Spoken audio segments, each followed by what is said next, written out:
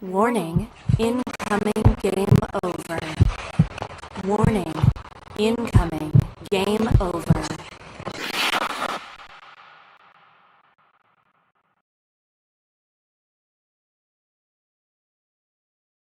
Alright, tough loss, tough to watch, whatever you want to say tonight.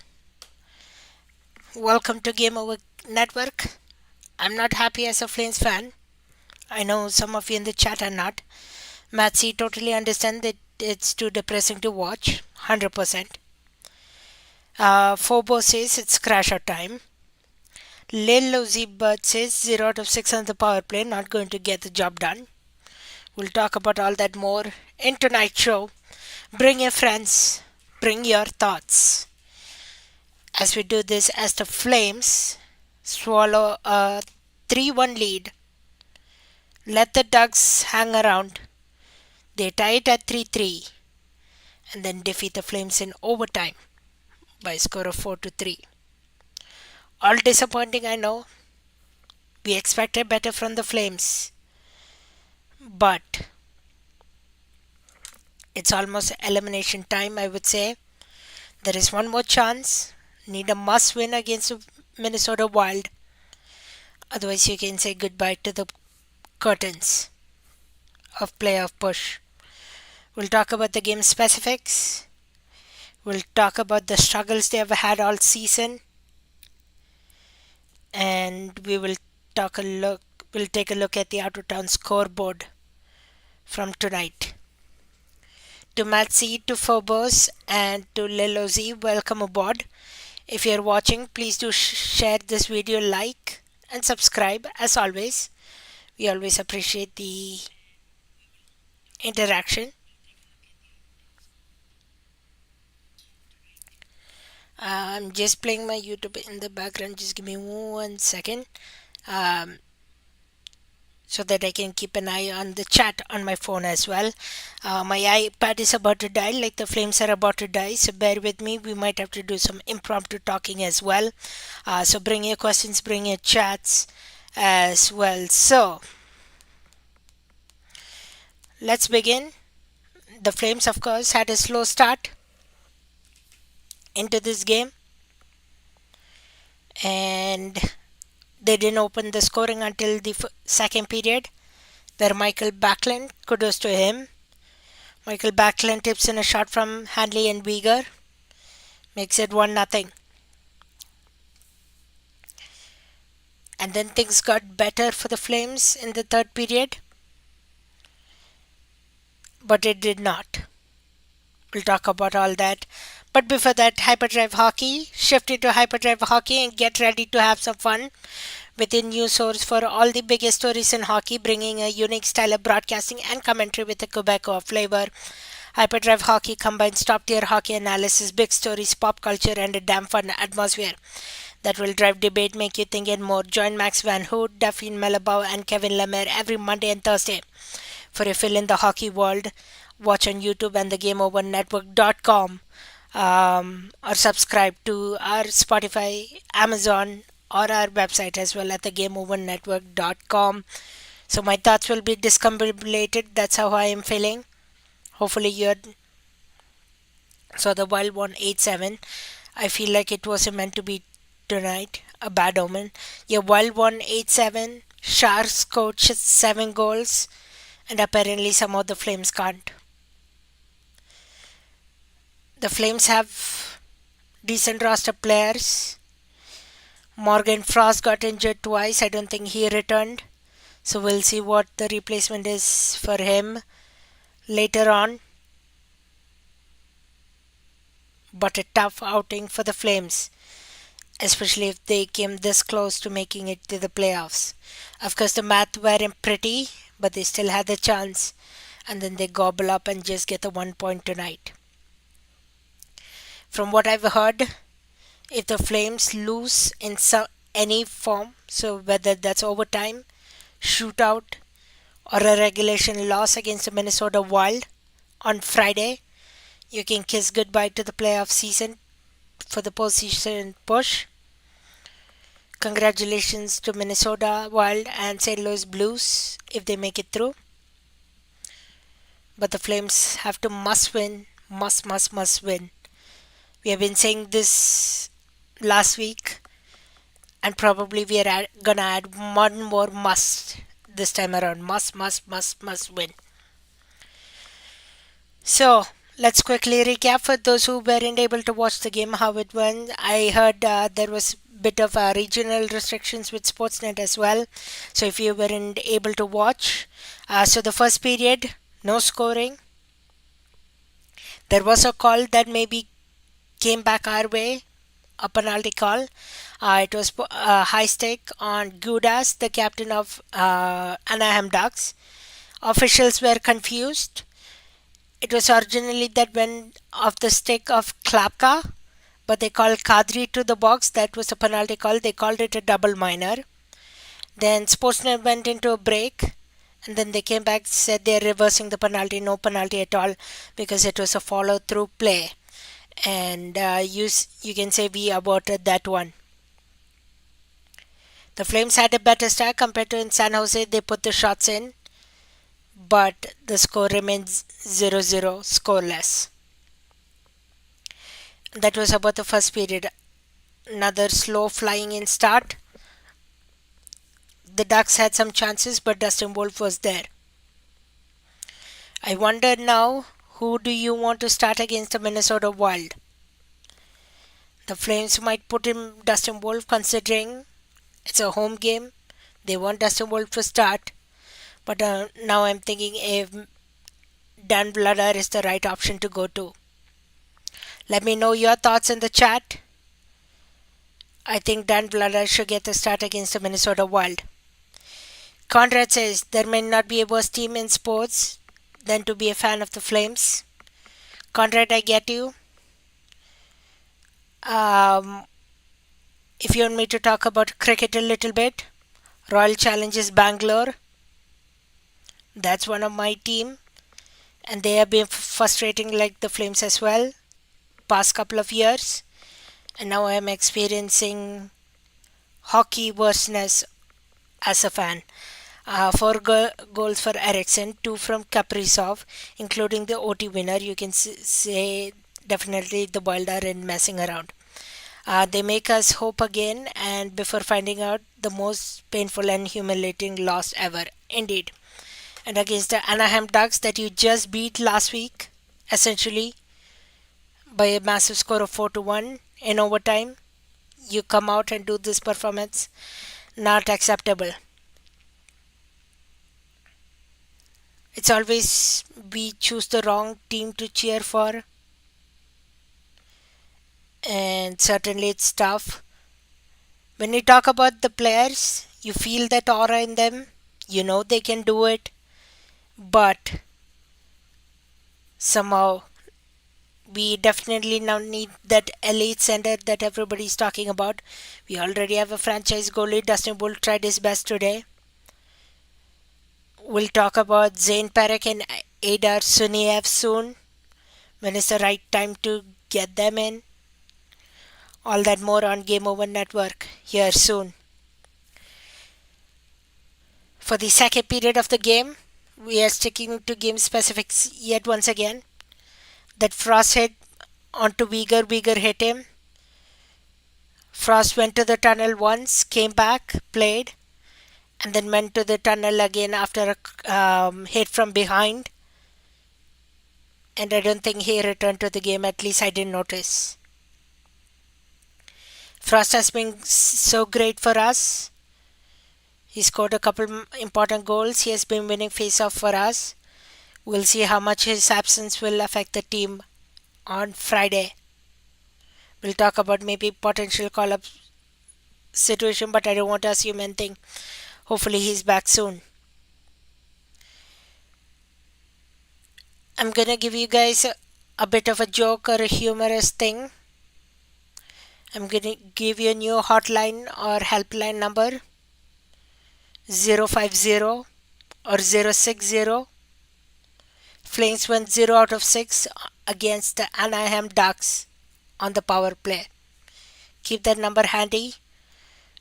We'll see how much that affected the game tonight. I think one of the biggest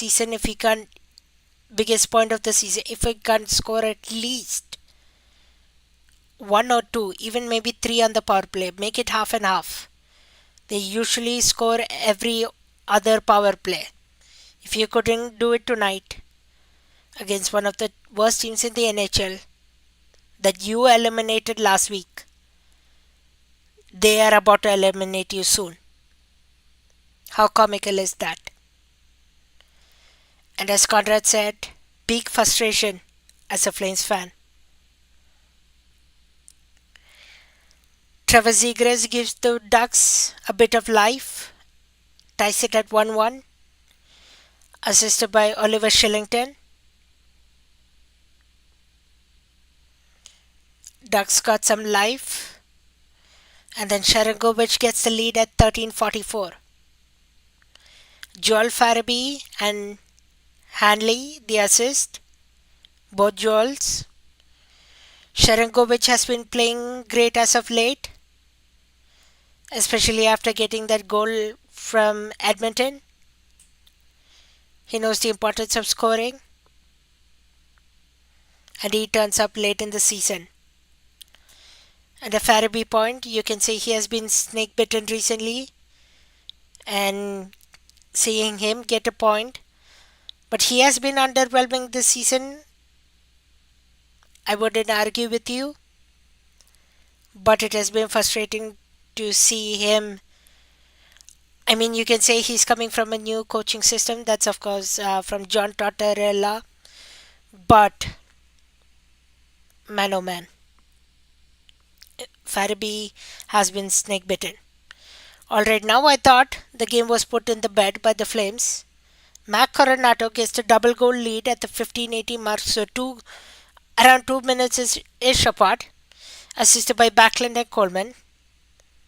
I think the two best lines tonight were the Sharangovich, Farabee and Frost line, and Backlund and Coleman line. The rest, meh.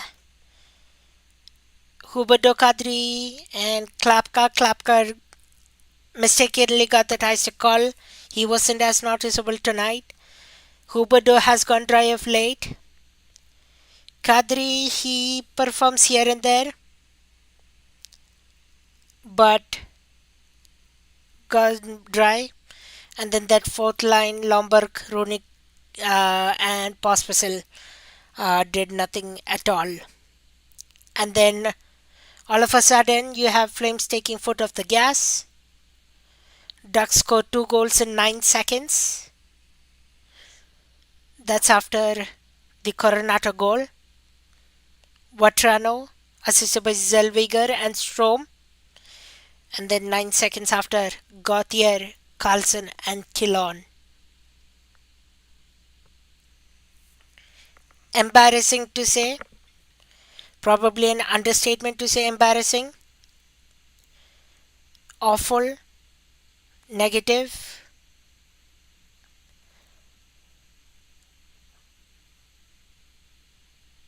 Depressing. Whatever you want to call it. And then Carter Gauthier gets his overtime winner, assisted by Leo Carlson. So, that's how the Flames end up tonight, losing 4-3 in overtime against Anaheim Ducks. They didn't play a pretty game to start with.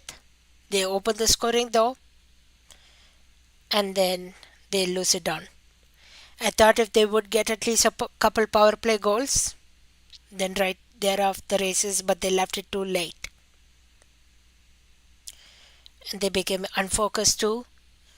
Maybe it's the travelness tired that they had to California. I know they had a morning skate today. I don't know what they talked about, what they did. But I know Zane Perek took warm-up skate. And watching a game like this as a number one supporter for Perek, it must have been tough. So let's head into our second period. Enough of rambling of the game specifics and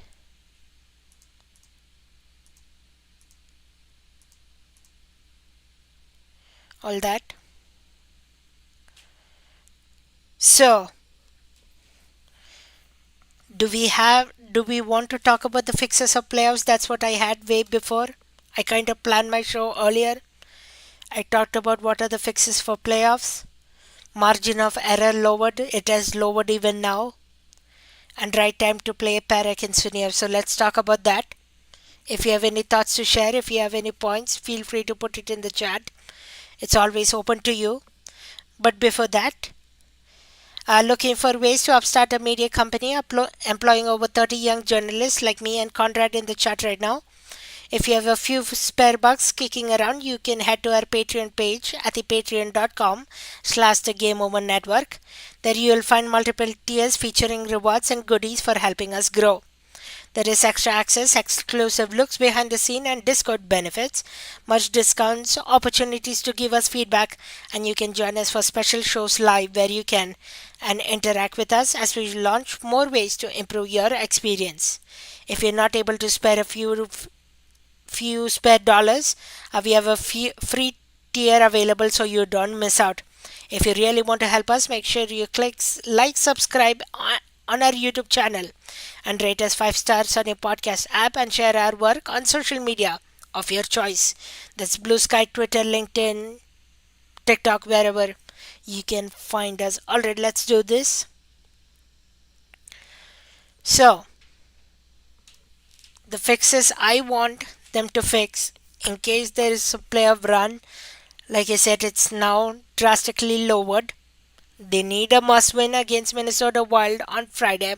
Must win, or must win, however you want to phrase it. Any type of loss puts them in elimination.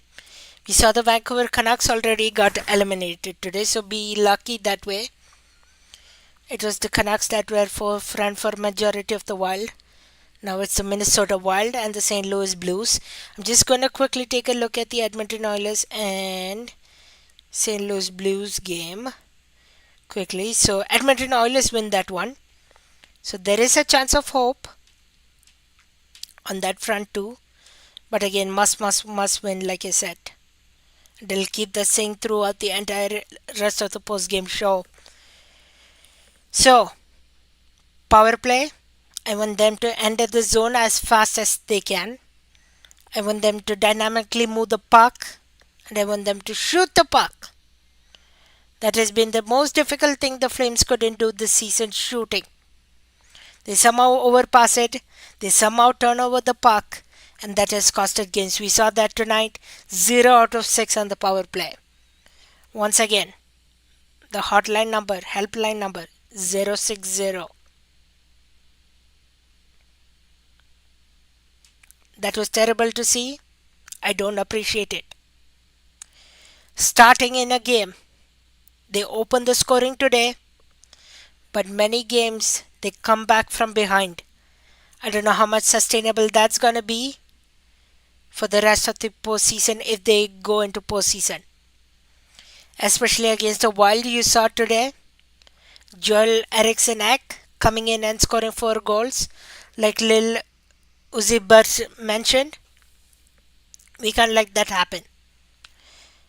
They are power stars, and no matter where you're playing, now I'm scared against the Wild. If we couldn't beat the Anaheim Ducks, now I'm scared to play against the Wild. Totally, to be honest. And it's not gonna be a pretty game, I'm telling you right now. So hold your breath. Relax. As much as frustrating this is, we are in for a tough challenge on Friday. If the Flames can do it, I'll give them all the salute. I'll prove myself wrong. But I'll tell you, it's going to be a tough challenge. Scoring now. The magic number is 3+ goals for the Flames. I believe they've won 33+ games. They could have scored more than 3, even 4, or even 5 tonight. If not for that 0 out of 6 power plays. Scoring has been atrocious this season. and I hope they work on it. I don't know if they can change the brand of hockey next season, but please, Ryan Haska, if you remain the coach or somebody else, please fix the scoring.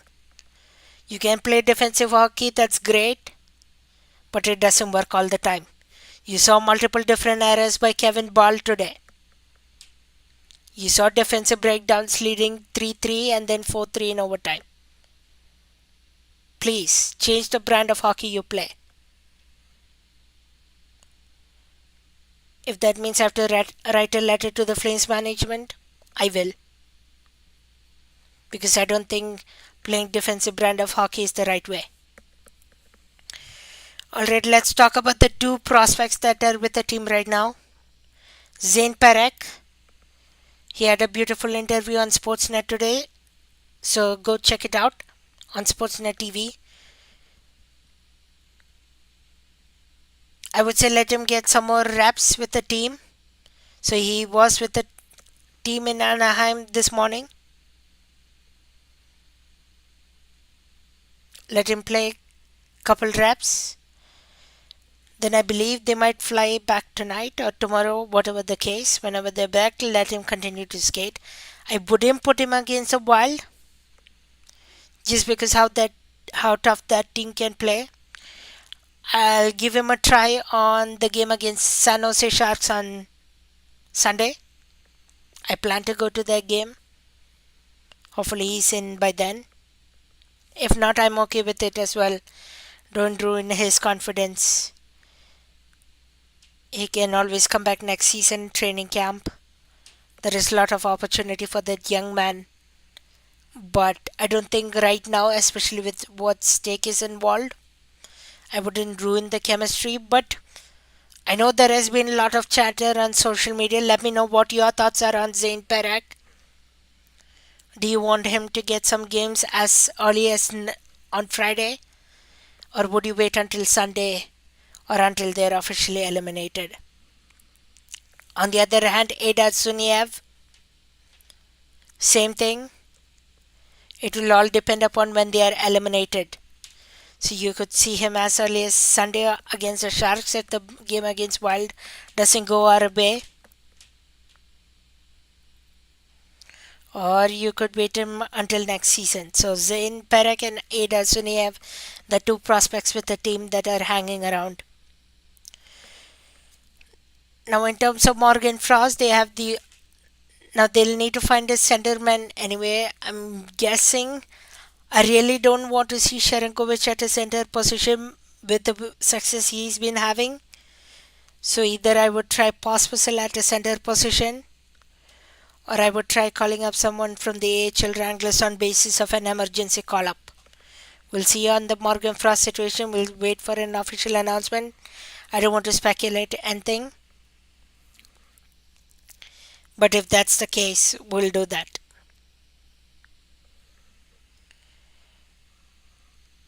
So that's my second period thoughts.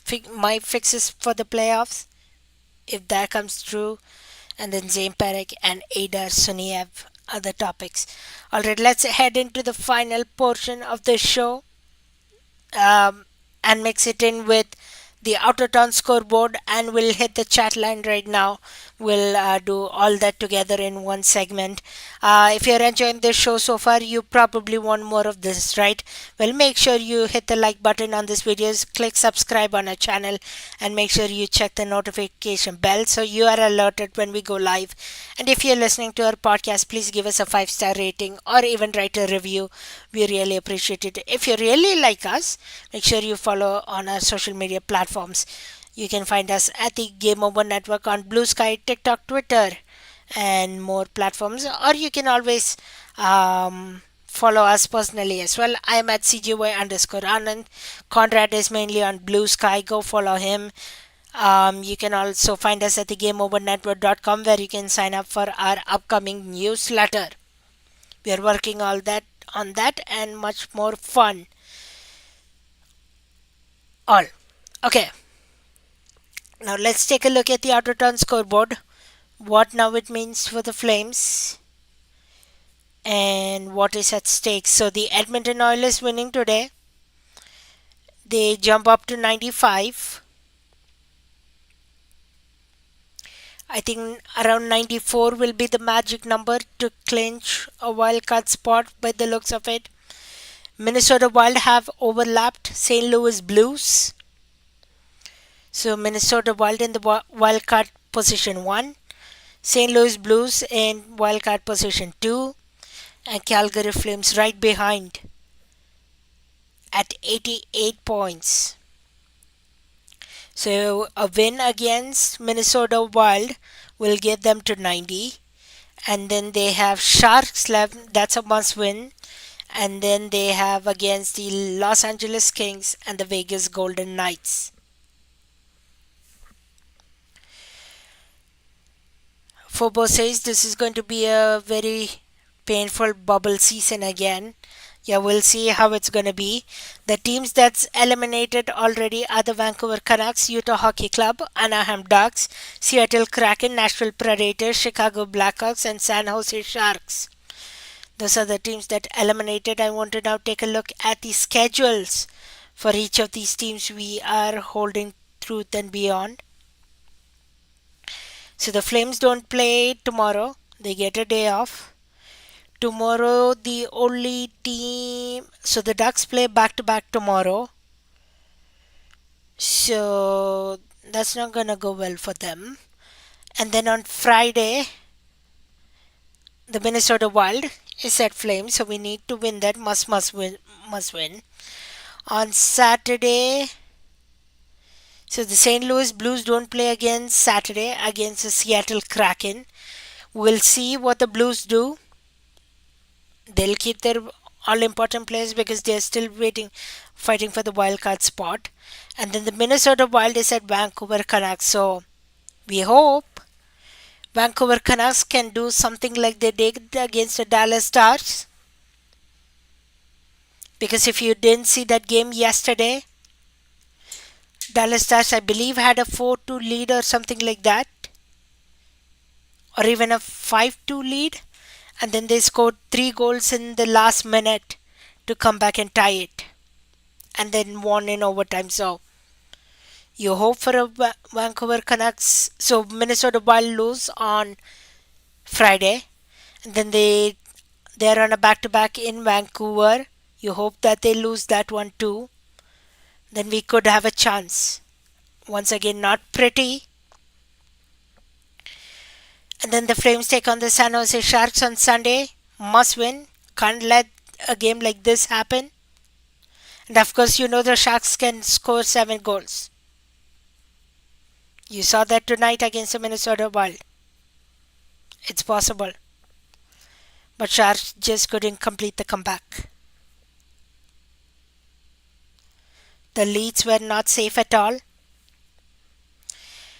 And then the Minnesota Wild welcome the Ducks for, I believe, that's their final game of the season on Tuesday, April 16th. By then, if Minnesota Wild, depends on their status, we'll see if anything happens. On that same night, we play the Vegas Golden Knights at home. Got to win that one too. And then the Flames head for that rescheduled game on Thursday, April 17th in LA. So it will all depend what this next game will entail. It's either elimination or stay alive. Let's quickly run through the chat line and then I'll call it a day. It has been frustrating for us all. I don't want to keep you here longer. Thanks for sharing the frustration with me and thanks for letting me vent to you. And thanks for sharing the chat line as well to vent. We'll start with Matsy. I'm angry to watch. Have a great show, guys. I tried Matsy. Hopefully you'll hear our replay later on. Forbes says it's crash out time. Lelo Zbird says 0 out of 6 on the power play. Not going to get the job done. 100% we saw that. So the Wild won 8-7. Felt like it wasn't meant to be tonight. A bad omen. Yeah, there are tough nights like this the Flames have had. But on the other next day, they usually tell you they're not dead yet. So we'll see what the Friday game shows us. There may not be a worse team in the sport to be a fan of than the Flames. I mean, your Ducks got what they wanted today. The Chicago Blackhawks have had decent bits of games here and there. San Jose Sharks, they have Macklin Celebrini, so not bad at all.